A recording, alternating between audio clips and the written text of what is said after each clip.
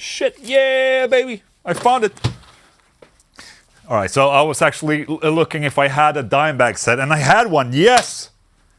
What's up, everyone, and welcome to My Guitar, the video series where I give one of my guitars some love, some well-deserved love. Guitars need to come out of their guitar cases sometimes and get some love and affection. And this particular guitar right here has been hanging on my wall in the other room. It's been a while since I gave this guitar a little bit of love, so I figured I would just, it's time to polish it up, change some strings, and make it sound good again, because it's, I think these strings, they sound pretty dead to me. So what is this guitar, you might ask? Well, this is the Washburn St Pro. They made a couple of different variations. They also had a black one, which I had, but I sold. These are basically high-spec import versions of the Washburn Dimebag guitar. So basically how you would spec up a US custom shop, for instance, but made in Korea in this case. I think it's Korea.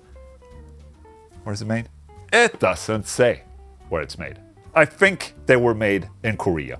And look at this thing, man. I guess you have some sort of mahogany body, but you have a flame maple top or veneer right there. If it would have been a top, you would see how on the carves right here, how the top would go into the carve a little bit if it was a thicker top. But this is a veneer, so it stops just as the bevel starts right there.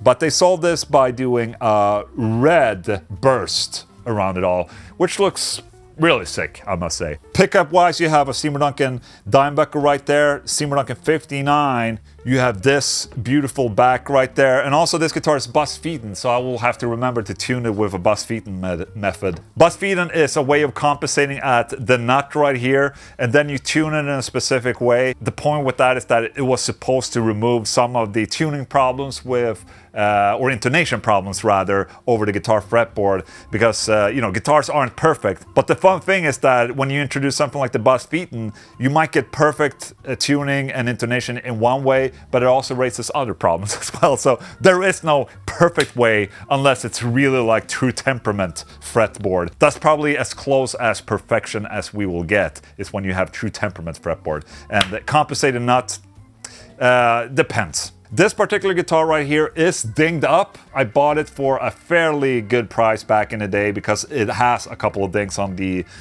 different wings and whatnot. And the funny thing now is that even these import models are sold for about $2,000. I've seen them up to $3,000 even, which is insane for an import model. I think that will all die down a little bit soon.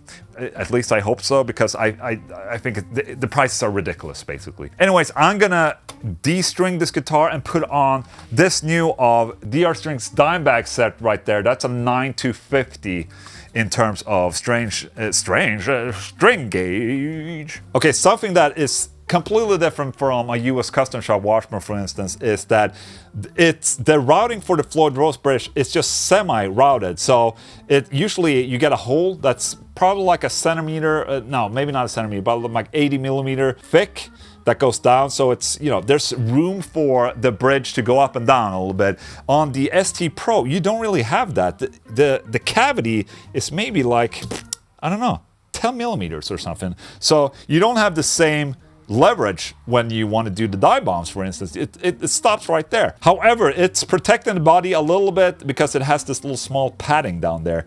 But you still can't do like the absolute craziest Dimebag squeals and bends with this one, which is, I always thought that was weird. I have no idea why they made these like that.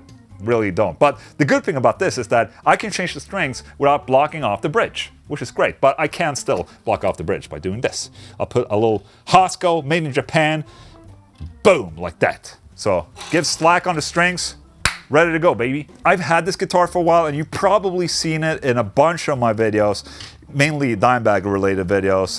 Drag the Waters, I played on this guitar. What else? Yesterday Don't Mean Shit, maybe, that I did with Delta. It's a really good playing guitar. It also has that V-shaped neck It has this really big volute at the back right there, and the neck is slightly V-shaped, classic Dimebag. On most import models of Washburn and Dean guitars, they weren't V-shaped, they were just round, regular necks, basically. So it's nice to see that touch on this import. I think when these were new, I think they were about like 1,200 bucks, something like that. So high-spec import models. And I can immediately feel that these tuners are a little loose. That's okay. Ooh, that's a thick bastard. I don't remember what song I played with this. I think I might have done Underground in America on this guitar. And that one used a really thick low string that Dimebag tuned down to, what did he tune it down to? Like F sharp, like an 8 string basically. Or it was an octave lower, like an E on octave lower. Maybe something like that, I don't remember. So that's why I might have that thick string on there. This desk is not ergonomic for me, I must say.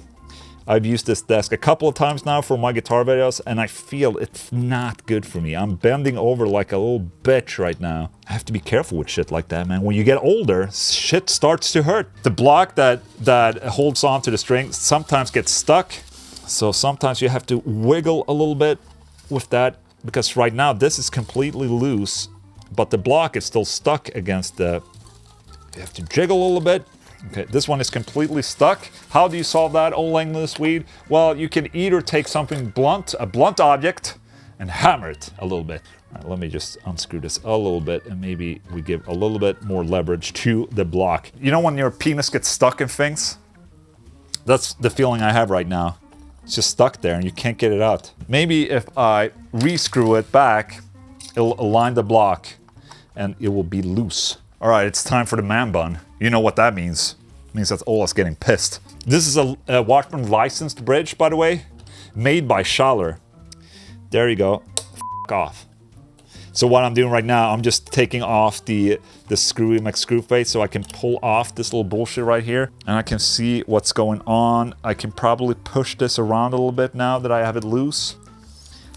Okay, I got it out. The string is out at least. Now I have to realign the little saddle face right there. Wow, this bridge needs a fucking cleaning. And also, that reminds me, I should clean off this guitar before I put new strings on it.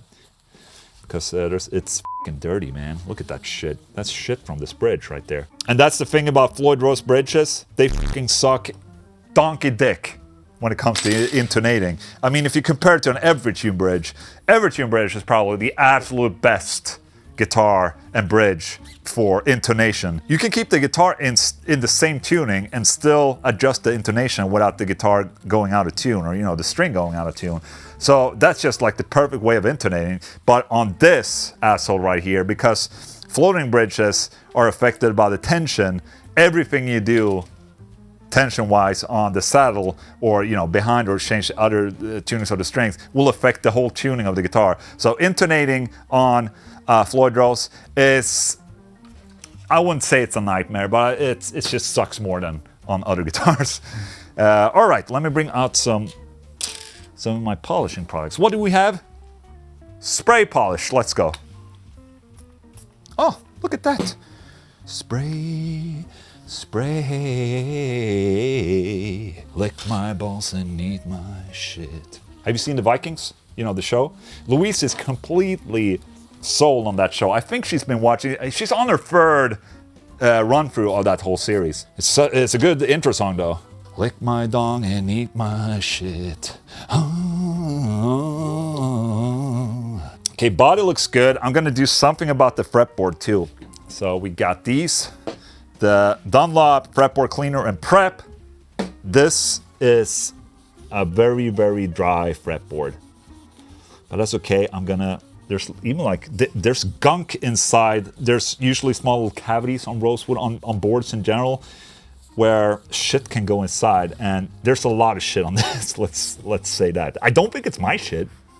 It was like this when I got it, because my shit ain't green. I mean, whatever's in here is green. So it's old gunk that turned fucking neon green for some reason. I don't know why. Cleaned off. Let's make some babies with this, the deep conditioner. Look at that. It's just soaking it in. It's thirsty, man. It's thirsty. Oh. So this is a 2475-inch scale length on this guitar. A 9 set would probably be very, if you like it will be very bendy on the high E on this guitar. But I like thin strings, so it's gonna be good. Look at that. That's a darkened fretboard right there. That looks good, man. That looks good. You're probably asking, like, why are you using the same cloth for both the body and the fretboard? I mean, you're using oil on the fretboard. Why wouldn't you use the same? That's a good question, actually. Oh shit, we have to give the head a little love too. Hello, head. How you doing? Looking good. Oh yeah, we need to tighten these tuners as well. That's gonna happen in a bit. Don't you just like this? This is therapy session for Ola. Just chilling, man. Just chilling. Love it. Well, I'm glad this happened because now that was extremely loose. This is not a big problem that they get loose. Usually, it's wood, man. Wood moves. And parts like this, they need adjusting occasionally. So if you feel like, oh, why do I have to adjust this? Or like tighten the washers here. It's like, that's just how it is. It's a guitar, man. Okay. Now comes the fun part. Setting the Floyd Rose bridge and balancing the bridge so it's absolutely perfect for whatever strings I'm using and the tuning. This guitar doesn't have locking tuners, but that's okay. You can see I'm putting my thumb right there to keep the tension there, so I can just... Oh, that went so well. Yeah, it's a little finicky on the first string here. It's always the thinner strings are a little bit of a problem, but that's okay. That's a string. Okay, then we have the fourth string, so we have to do the fourth string before everything else. Cutting off the head. The head of the snake. Ow! What the fuck was that? Oh, it's a piece of string. Oh, I stepped on a piece of string. That didn't hurt at all. Oh, I lost the other string. Fucking hell, this is going so well. So this is a string set that has, thin upper strings. They have the high E, and then they have a little thicker of the bottom string. So the bottom string is a 50, which is heavy for standard E. But that's cool, man. It's for the riffing. And with a shorter scale length like this, you need a little bit thicker low end, because otherwise it's going to be really flubby down there. But the good thing about shorter scale length for you beginners out there is that it's actually a little bit easier to play because there's a shorter distance between the frets. So a little bit of a beginner tip right there. If you feel like, oh, a regular Strat is fairly hard to play, and I kind of want to stretch. It feels like I'm stretching my fingers way too much. Try a Les Paul, man. Try a Les Paul. Okay, so now the strings are on, but this is still on here, the block. So I'm gonna let this go really carefully, like that. So I won't bust a nut all over my own my guitar, We have this now. Great, it's in tune, man. All right, I'm tuning this to E.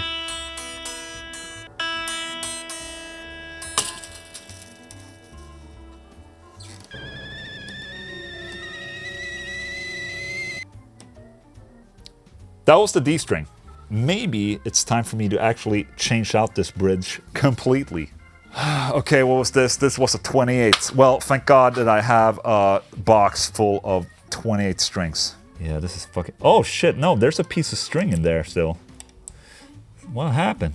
So what I think happened is that there was probably a piece of string left in here, and as I was tightening the block, that little piece of string was probably not making the new string fixated.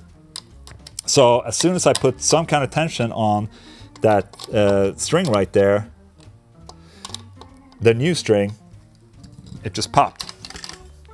This is the problem right there. I don't know if you can see this on the block, but I'm not sure if you can see this, but on the block right there, there is a piece of string that's completely flattened out on that block. Let's see if I can get rid of this. This is pressed into the block. And this is not supposed to happen. It's probably because it's not the best quality of block. But I am getting it off right now. Very interesting. I never actually had that happening to me, but these blocks are so up. And these saddles might not be best of quality from Schaller. Since it's a licensed one, it's probably not it's not the best. I mean, this is what's fun about guitars, man. It's just fixing things. I love that part about it, you know. I probably need to tighten the Floyd bridge a little bit at the back. So I tightened the springs just to bring back the bridge a little bit. So I tightened this a little bit. Not too much because it wasn't that big of an issue or big of a problem. And since I did tighten the springs at the back, that means that the strings go sharp. So I just have to release them. And when I'm releasing them, the bridge will fall back and position to a much more flatter position. And that is a flat bridge right there. So now comes the very exciting part where I just stretch the strings all over the place and just, you know, tune the guitar like a million times. So there you go. I'm gonna bring this into the other room and I'm gonna play it for a little while. It's gonna be amazing. All right. So I'm back here in this room. I'm using an Archetype Polini plugin right now with my dimed impulse response that you can get from my website, olaenglundshop.com. And this is the guitar right here. It sounds like this.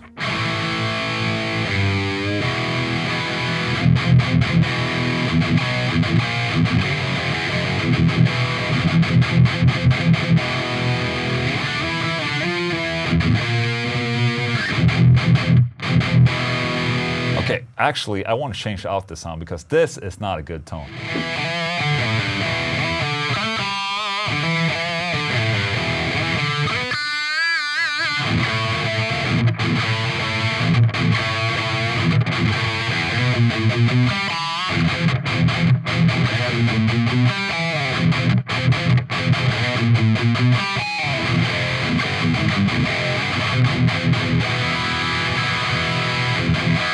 Holds tuning pretty well. I mean, obviously I've locked the locking nut and all.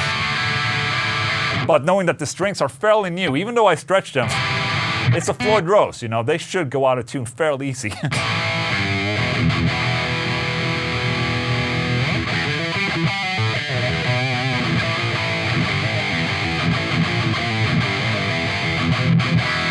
This guitar is tuned to standard 440 now. So it's tuned like it is on the Cowboys from Hell album, which was in 440 and standard E. But on the other albums, they tune down to D and they use 425 Hertz as a reference for when tuning.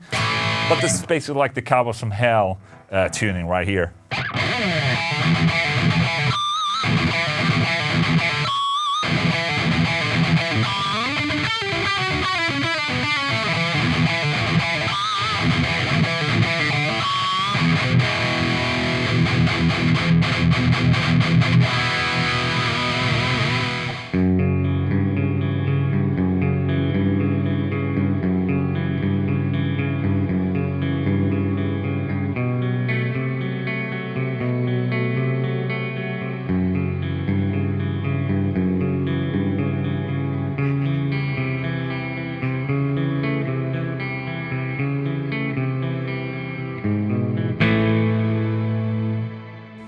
Doom.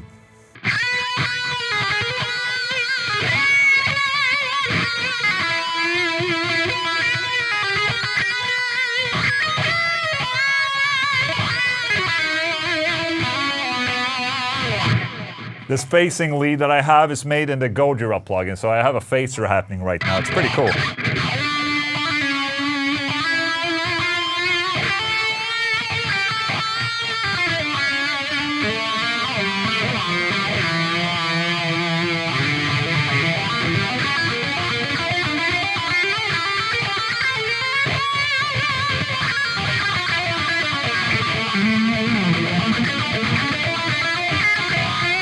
Fuck.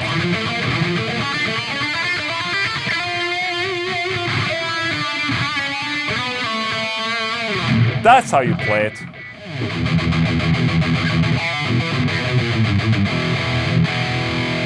Oh shit, my camera ran out of footage right there. So I'm gonna say that's my guitar video for you right there. Hope you enjoyed it. That's the Washburn St Pro. And it's a beautiful guitar, man. Love to play it. And hope you like this video, and I'll see you in the next one, okay? Okay, goodbye. I'm just following the camera because the main camera is out of memory. So, goodbye.